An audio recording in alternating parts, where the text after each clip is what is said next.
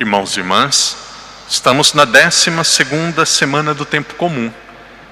E nós continuamos ouvindo, a exemplo da semana passada, o texto do Evangelho de São Mateus que nós conhecemos como Sermão da Montanha, os capítulos 5, 6 e 7. No Sermão da Montanha, Jesus nos diz de uma forma muito prática aquilo que é conhecido por muitos como o coração do Evangelho. São como os ensinamentos principais de Nosso Senhor.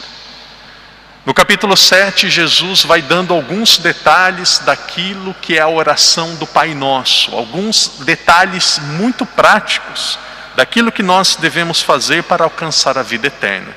E o tema de hoje é uma das realidades que mais toca o nosso coração. O tema de hoje, o Evangelho de hoje, fala sobre julgamento, fala sobre, com a mesma medida que nós julgarmos e falarmos dos outros, nós seremos julgados e Deus irá avaliar a cada um de nós.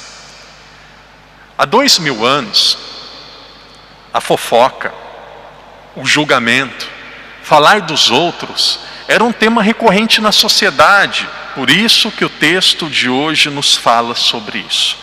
E nós podemos perceber que depois de 2000 anos, na nossa sociedade, naquilo que nós vivemos hoje, esse tema continua profundamente presente, ele continua profundamente atual. Se Deus ele diz para cada um de nós que nós não devemos julgar, Deus diz porque isso faz mal a cada um de nós. Porque isso deixará no nosso coração uma tristeza, uma mágoa, um vazio, que muito mais do que a pessoa que nós falamos, fará mais mal e trará mais falta de paz, trará mais dificuldades para o nosso próprio coração. Uma das atitudes mais sábias que, como católicos, como cristãos, nós devemos ter, e aqui eu me recordo do tempo que eu estava no seminário, muitas vezes os meus formadores usaram um termo chamado correção fraterna. O que significa correção fraterna? Aqueles que você tem alguma responsabilidade, aqueles que nós temos alguma proximidade, nós devemos dialogar, nós devemos falar aquilo que nós pensamos. Algumas pessoas dizem assim: eu devo falar sempre. Muitas vezes a verdade dita no momento errado e da forma errada faz tão mal quanto a mentira. Por isso, no momento certo, e aqui o padre fala principalmente para os casais, aqui o padre fala principalmente para os pais, principalmente para os amigos, principalmente para as pessoas de nossas comunidades. Uma das coisas que mais divide, que mais atrapalha, que mais estraga ambientes em comunidades, seja em Macau, em Portugal, no Brasil, nos Estados Unidos, no Canadá, seja no mundo todo, é a fofoca. É a fofoca. Se nós de fato queremos a salvação do outro, se nós de fato queremos o bem do outro, nós devemos ter a coragem, a sabedoria para dialogarmos. Veja, você pode começar um diálogo dizendo assim: eu posso estar errado, possivelmente eu tenho erros e problemas que são muito maiores, porém eu penso que você deve tomar cuidado com esta realidade. Eu penso que você deve ficar um pouco mais atento a isso que está acontecendo. Se a outra pessoa não entender, não aceitar e não gostar, deixa o padre ser muito franco, o problema é dela. Agora, se você não diz, se você não fala, se você não corrige, o problema também é seu, porque é um problema de falta de caridade, é um problema de omissão. Existe um sentimento na vida de muitos católicos que nós também precisamos surpreender. No Brasil nós chamamos esse sentimento, esta realidade de pessoas milindrosas. O que é um milindre? que é uma pessoa melindrosa? Uma pessoa melindrosa é igual a um cristal, se você encosta ela quebra. Ah, mas é tão injusto. Ah, mas por que fala isso de mim? Ah, mas ela faz coisas muito piores. O padre tem a graça de trabalhar em colégio. Quando eu encontro com os adolescentes, eu digo de uma forma muito clara, porque como padre, trabalhando com jovens, com adolescentes, eu também sou educador. Agradeça imensamente se alguém tiver a coragem de dizer para você o que ela pensa. Agradeça imensamente se alguém tiver a coragem de corrigir você. E aí nós vamos ter a sabedoria de fazer o discernimento. O que é o discernimento? Isso que essa pessoa disse é verdade? Isso que a pessoa diz é correto? Muitas vezes não é correto.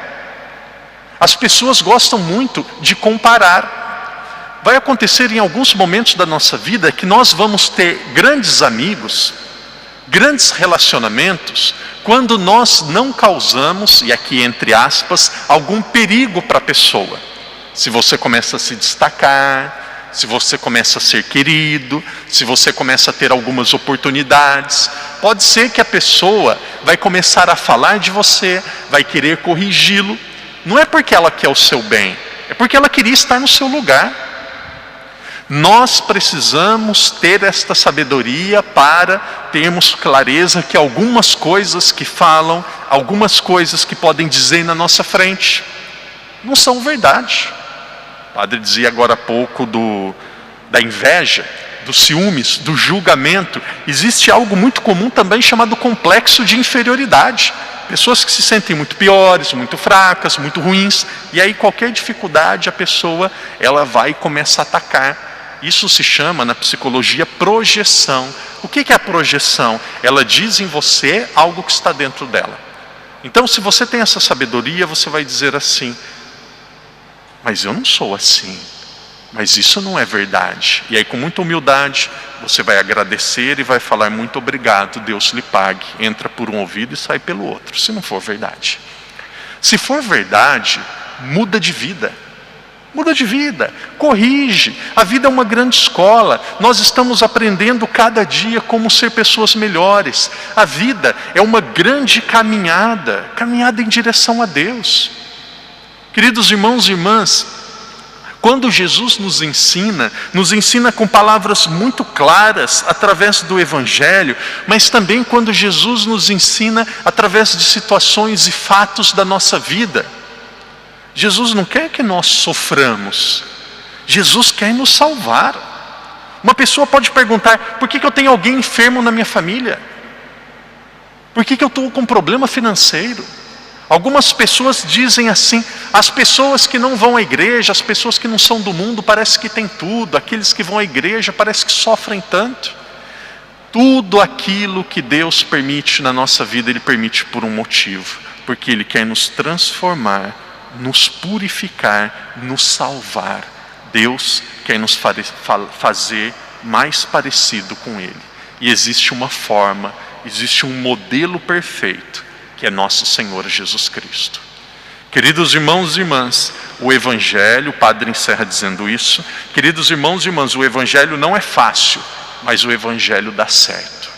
Que alegria sermos católicos. Uma pessoa que é católica, uma pessoa que conhece a Bíblia, uma pessoa que vive os ensinamentos da igreja, ela pode dizer assim: eu estou em uma barca, a barca de Pedro, onde é seguro, onde eu sei que dará certo. Por isso peçamos ao Senhor durante esta semana, peçamos ao Senhor nesta Santa Missa, a graça da conversão, a graça de termos um coração, uma mentalidade e hábitos novos, mais parecidos com nosso Senhor Jesus Cristo.